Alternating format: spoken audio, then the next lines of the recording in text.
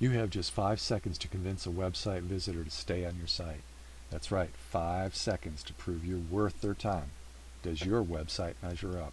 Today I'm going to show you the top 5 mistakes that websites make that are destroying your credibility and costing you business. Plus, I'll give you some principles you need to know to implement to fix them today. Let's dive in.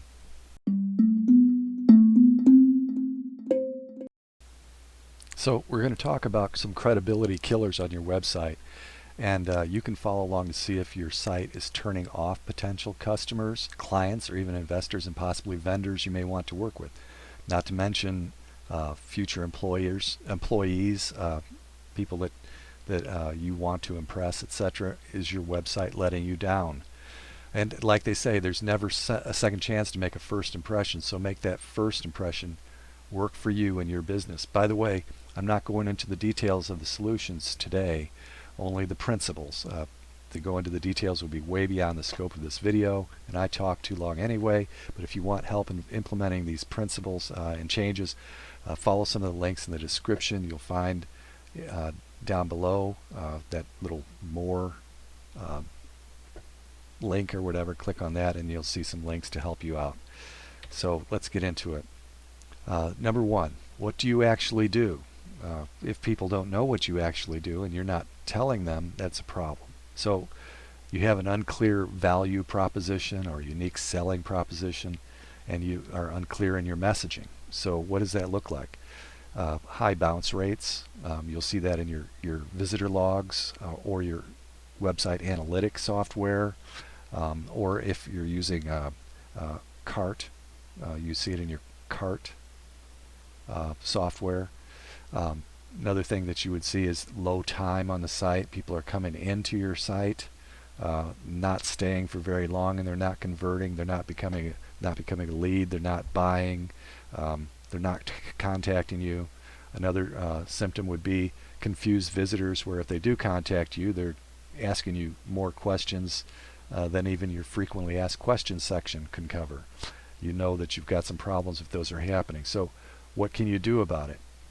Well, the first thing you can do is there's something on websites called the above the fold, and you want to have in there a clear, concise, cutting through everything else, a benefit focused headline. So what does that look like?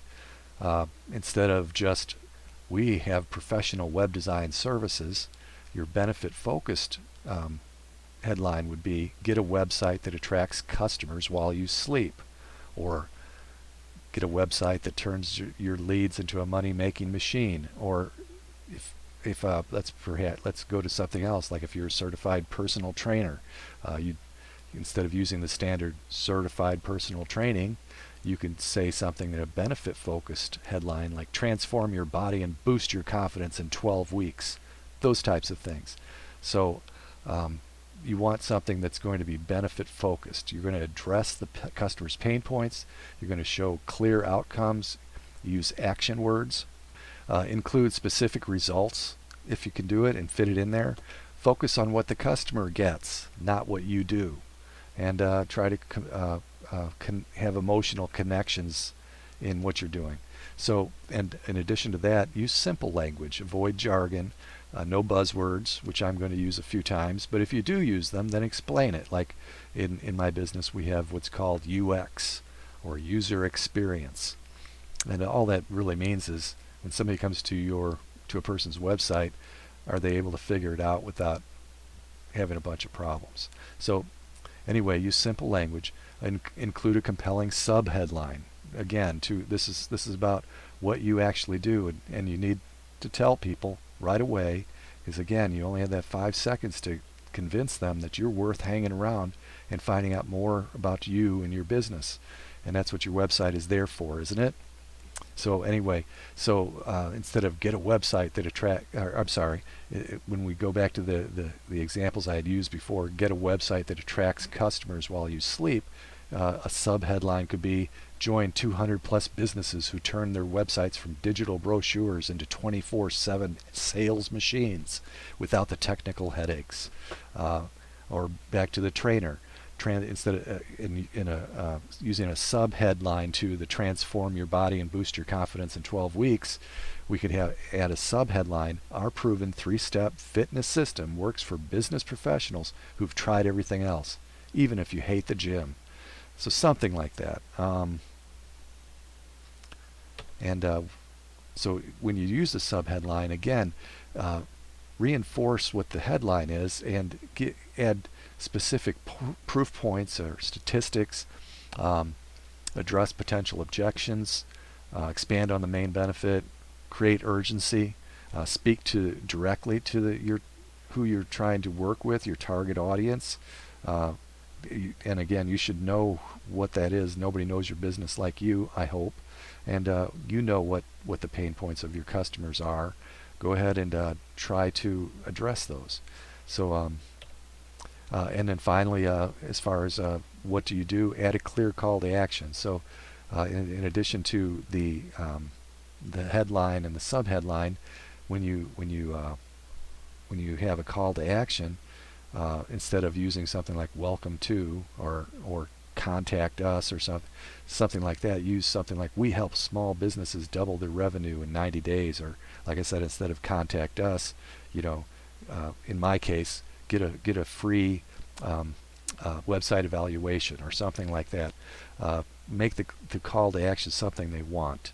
So the second problem in a website that's possibly creating a problem with your causing credibility issues is a trust gap. So please like this video and subscribe to our channel for more website tips to grow your business. And if some of this is interesting to you, go ahead and drop a comment below telling us which of these issues you're going to fix first. Okay, let's keep going. So anyway, the trust gap. The problem is the lack of credibility indicators. People don't trust your site, and you need to help them with that. So the symptoms are low conversion rates, and go back to your logs, your analytics software, your cart software. You'll see how people are on your site, but you're not getting the inquiries, you're not getting the sales, you're not getting the leads, high shopping cart abandonment. So how do you fix that? One thing that you can do is to add client logos, or to use that buzzword term, a logo cloud. You see them all over the place where somebody's worked with XYZ or Acme or whatever big name it might be, and there's all the logos usually a line or in a group to kind of give you the idea of who we've worked with, that type of thing. So if you have worked with some big names, it doesn't have to be big names, just businesses that you've worked with, etc. Go ahead and put that logo cloud in there. Display testimonials with real photos. Real photos will help. You don't have to have them. I know I don't like my mug all over the internet, and it's been a real interesting journey as I have been going into the social media space personally. I've done it for other people, but to have my mug out there, it's kind of, I don't like that. But if I'm just a customer, maybe I don't want my picture everywhere. So real photos might be a problem. But anyway, if you can get them, use them. But make sure you get those testimonials out there and have some sort of mechanism where you can invite people to leave reviews or testimonials, etc. If you've got awards or industry certifications, display them, get them out there, write about them, feature media mentions. And this would be a good place where you would be able to use your awards and recognition, is to have like a link in your footer to a press section or a media kit or something like that, and keep it up to date. Anything that happens new in your business, put it in that section. Like it would be, it's like with WordPress or a blog, you'd have a section which would be, press releases or media or something like that, and again, keep it up to date. The third issue is where your website looks amateurish. It's unprofessional, and the design and the imagery, your pictures they're not the same, they're not consistent, and you need to make sure that your brand and the way you're perceived remains consistent. You make sure that your parking lot's picked up, that your items on your shelves are all in order, Whatever business you're in, you keep it in order. There's standard operational procedures, and why should your website be any different? Keep it consistent. When you're not consistent, it's not part of your brand. If people are going from page to page and they're wondering if they're even on the same website, or if your imagery, if you have a really nice, clean website and your pictures are blurry and out of focus and they look like they were taken from a phone, digital phone from the early 2000s, early part of this century, it's not going to match. So try to keep everything consistent. What that does is it lowers the perceived value of your services, and you don't want that. You want to heighten the perceived value. Another issue is that you're going to have difficulty charging those premium prices. So how do you fix that? Well, here's a few ideas. Invest in professional photography if you can afford it, or at least decide what, if you're using your phone, what filters to use on your site, what looks good on your site and your design, and then stick with it. Make sure they're all the same size. Make sure that your software, whatever you're using for your website, is taking care of the compression and everything like that, but it makes it look the same. Use consistent brand colors. If you don't have some sort of brand guide or a style guide, you need to get one. Implement proper spacing. Make sure that everything on your site, and I design dynamic websites. Try to something dynamic so that you're just adding the content and it goes on your website and it just happens. You don't have to do anything. Choose professional fonts. Again, this is more to the design, but ensure and then finally ensure mobile responsiveness, which is also part of the design process. Problem number four is there's nobody here. The ghost town effect. You have outdated and stale content. It's so old. The dates are like, years ago. You put up your site and it was like 5 years ago, and you put up 5 articles and nothing's changed since then. Old dates on their blog post, outdated information, where somebody, in my case, would be social media that that went out of business, and my content on my website was talking about that from 6 years ago or something like that. You don't want that. If there's updates, make sure that you update things.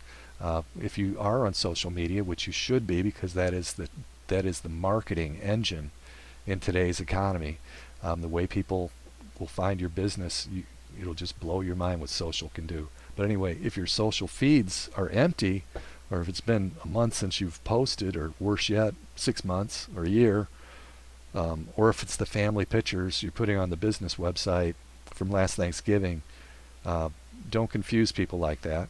But anyway, getting back to the point, what are the solutions? Well, do a regular blog updates. If it's only once a month, at least it's steady.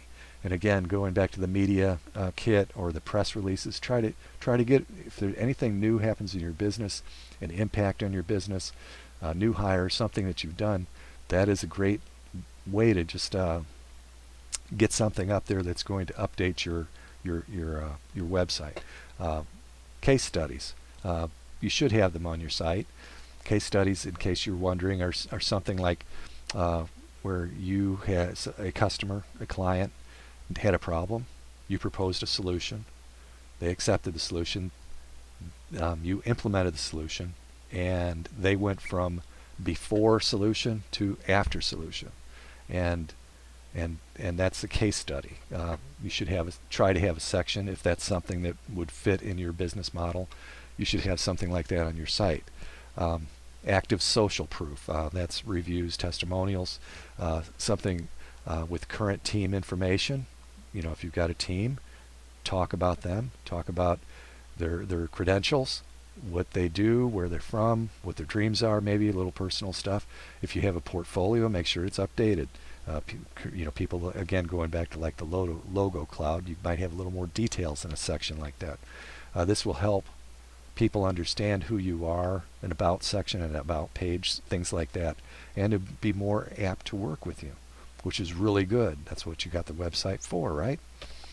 And then problem 5 with the credibility issues, the dead end.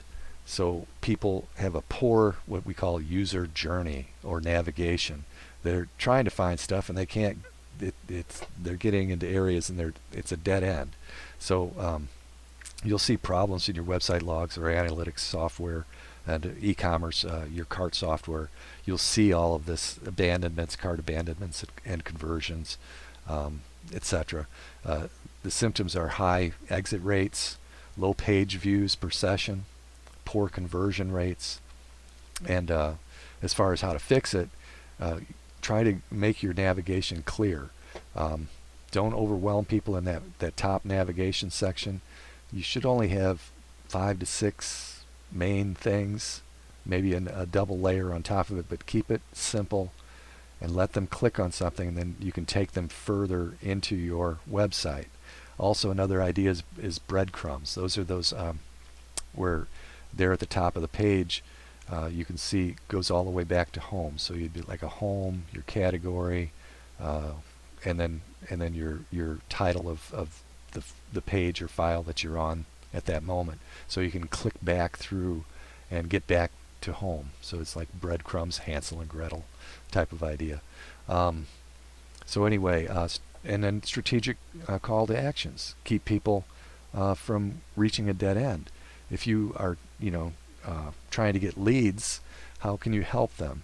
If you're trying to get conversions, if you have webinars, or what we call lead magnets, something that somebody can click on and they can download something so they can read through something, a white paper, etc., on what it is that you do.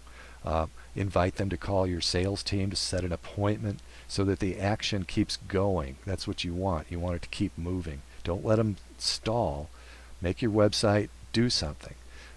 So here's an example call to action is start your free website audit instead of just contact us. So why would that work? Well, it offers immediate value. It feels risk-free, and so it keeps going, right? And then if you use an arrow in the button, it feels in design. The human mind will feel like they're moving, like they're going somewhere, like they're doing something. So another idea is a call to action, like get your custom financial roadmap. And by the way, this is an idea I got from somebody, I can't remember who, but it's just whenever you have a call to action button or a button, try to think about using these words. I want to, in this case, get my custom financial roadmap, or the example before, I want to start my free website audit.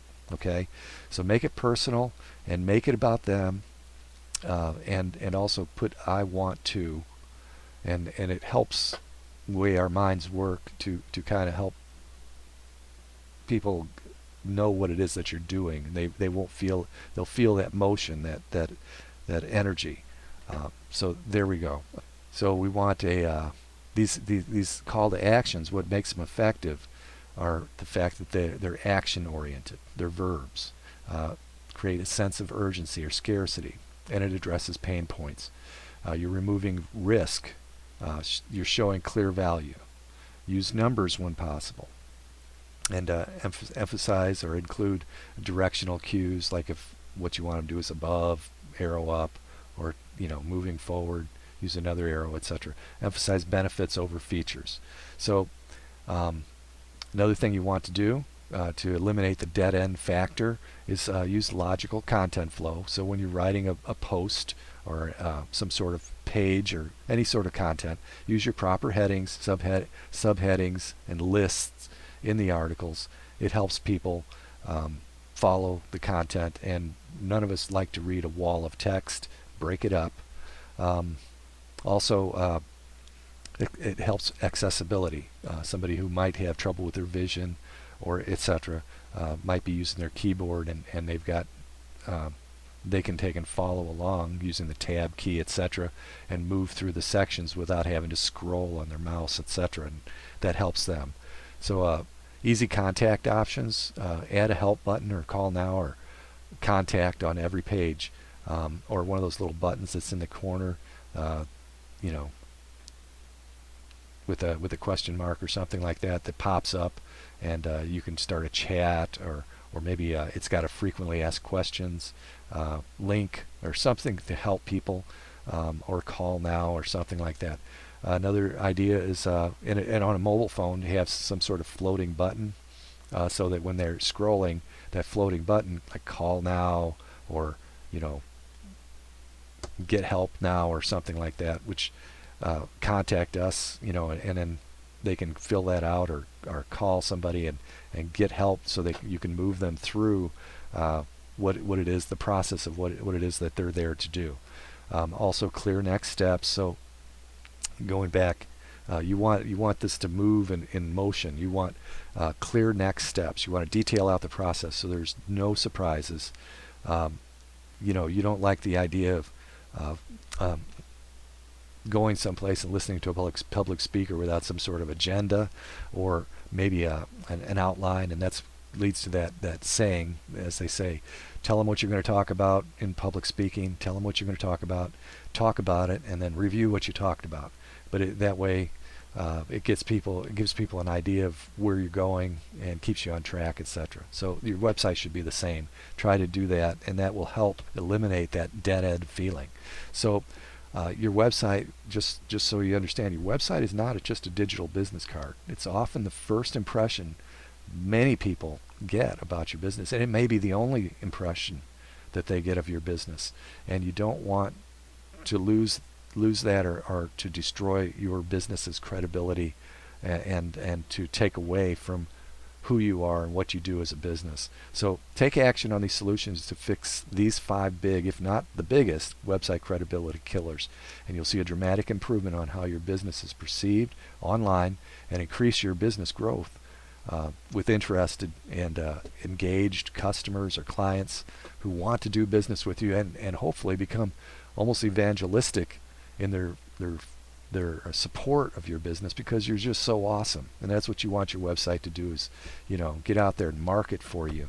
So and remember, you're not only talking about clients and customers, you're talking about perhaps investors, vendors you want to work with, future employees, okay, etc. So anyway, click more on the more button in the description if you need some more detailed help. Like I said, I've already gone long here, and these videos tend to go kind of long, and I don't want to do too much. But if you want detailed help, lists, and more, if there's something you want to learn more about, just find that below. Take care.